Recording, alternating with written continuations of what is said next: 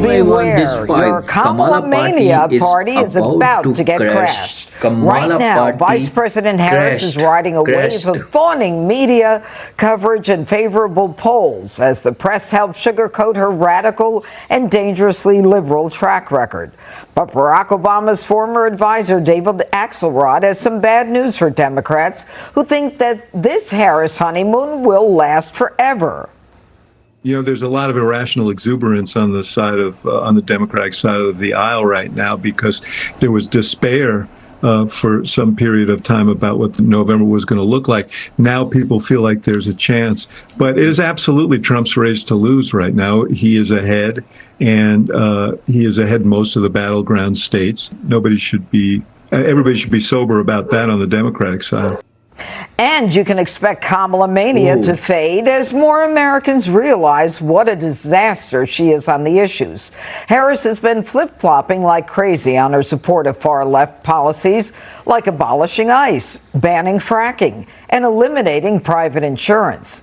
And it's leading Democrats to come up with some ridiculous excuses.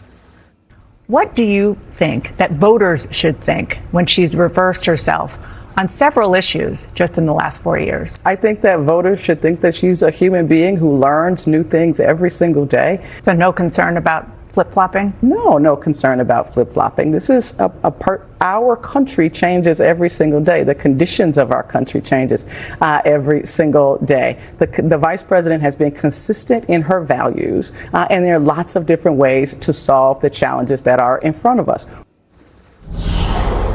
All right, Jesse, should we attribute Kamala's flip-flopping to A, political opportunism, B, her effort to become a Republican, or C, her just being a human being and learning about life? D, all of the above. I had a little irrational exuberance last week when Greg was gone. Anybody but Greg was sitting in that chair, and it was fantastic. Same thing with Biden. It's anybody but Biden, and the Dems are excited. This Democrat machine, I am in awe of. They can take a woman who was probably less popular than Dick Cheney, and now she's the pantsuit messiah. This is someone they tried to rip off the ticket a year ago, and now she's a cultural phenomenon. I bet if I switched parties and registered as a Democrat, identified as African American, and tapped Harold Ford Jr. as vice president, and just said all the things I've been saying on the 5, I'm a human being, and I've listened and I've learned, I might probably do well against Trump in the battlegrounds. That's how powerful this machine is. I know Harold Ford Jr. likes to give people the benefit of the doubt, so let's just give her the benefit of the doubt. Let's just say she did listen and she learned because she's a human being. Well, she stopped listening and learning after she got to the White House because we've been telling her to close the border. We've been telling her to stop spending money. We've been telling her to stop putting boys in girls' locker rooms. She hasn't listened at all. She hasn't learned from any of that. And not only do you have to listen to be a leader, you have to lead. When has Kamala Harris led anything? Donald Trump led on tariffs, border, China, NATO. You can look at his website right now. He has a vision for what he wants to do. You go to Kamala Harris's website right now. She doesn't even have a policy proposal if she gets elected. So, Harold, why is Kamala relying on surrogates to get her message out? Good to be around the table. Hope you had a good weekend. I'd say a couple of things. I like the pantsuit Messiah thing. That was good. Thank you. I'd say a couple of things about what she's doing. And some of it I've said in the past, and I think it applies to both candidates. Laying out a vision for the future is how you win a presidential race, how you win big political races, gubernatorial races, if you're in one of the big states, for that matter, any state Senate races, but certainly when you're running for president. George Wallace was a Democrat, was a Alabama governor who was a segregationist. He campaigned in 1968 on basically codifying that I couldn't marry my wife because she's white. He said he didn't believe that blacks and whites should be able to get married. He believed that blacks had a certain place in society. Before he died, you know who hugged him? Jesse Jackson hugged him. Andy Young hugged him. He made a change. I think when people make changes, the question you're really getting at, Jesse, and I take you seriously when you talk about these things, she's got to prove that she's not just ambitious.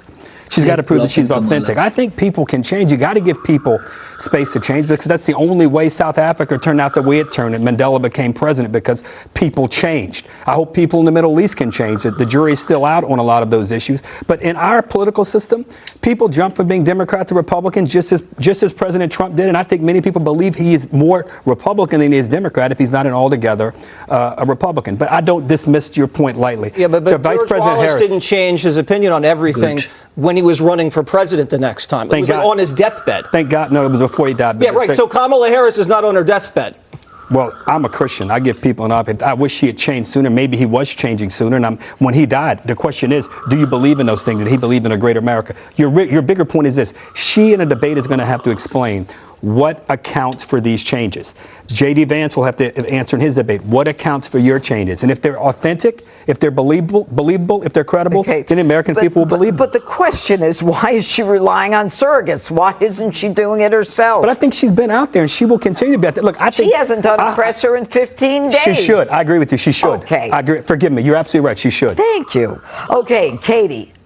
How is it that Trump's lead has pretty much been diminished, and how do Republicans come back from this mania? Well, first, Kamala Harris, people do change. They change their positions, but she is using these surrogates and these anonymous sources for her campaign through the media, who is happy to accommodate, by the way, to say that the position has changed but not explain why it has changed. And these aren't just changes from, like a little tiny, minuscule operation or change. It's massive 180 changes that we're talking about here, from banning fracking, banning electric or oil-powered cars, really big swings. They're not just a little tinkering around the edges when it comes to these issues, and she's not explaining any of it herself. So that's one thing. The other thing, to your question about how Trump's lead has essentially not evaporated, but certainly gotten smaller. There's no doubt that Democrats have reset this race. That was their goal. They want to win. They want to beat Donald Trump. And President Donald Trump has to define Kamala Harris. He cannot allow her to define herself based on changes she's reporting anonymously through the press, and that don't actually reflect her record. Now, a lot of their ads have been doing that, but he can't get distracted by attacking Republicans in Georgia, for example. He should only be talking about the economy, Kamala Harris, and her record, which she is not speaking for himself. That's something they have to. He was very disciplined leading up to the convention. He should go back to that place. All right, Greg, welcome back. Thank you. Did things surprise you when you got back? Anything in particular? No, nothing really surprised me. Jesse's still here. I'm surprised, too. I know. It's amazing. I kept saying today's going to be the day he crosses the line. You know what? I think we're making a mistake when we're talking about changing opinions. You don't change when you change your clothes, you don't change your opinion. And for some people, it's no different than changing your clothes. Kamala Harris is an amorphous creature that conforms to whatever environment that best suits her. So in 1 minute she could say, I'm going to bail out protesters, and the next minute she could say she's a prosecutor. She didn't have beliefs to begin with. So the idea that we're sitting here talking about, well, she changed her belief here, she realized, no, those aren't even part of her life. It's just, that's why she's laughing all the time. Because she's like, none of this stuff matters. Look, remember what she said about Joe Biden? When she said that I was the little girl on the bus, and then people said, why did you say that? She goes, it's a debate. So none of these positions that she takes are actually meaningful. She has no beliefs. She doesn't need any beliefs. She is no different than Joe Biden, selected to be slotted into this machine and do exactly what they're supposed to do to maintain the status quo. That's all it is. It's amazing that a month ago, that debate exposed probably the biggest political scandal in modern history, right? They covered up a president's dementia. Then 3 weeks ago, we had probably the biggest security breach in decades, an attempted assassination. And yet, without doing a thing, Kamala is the story.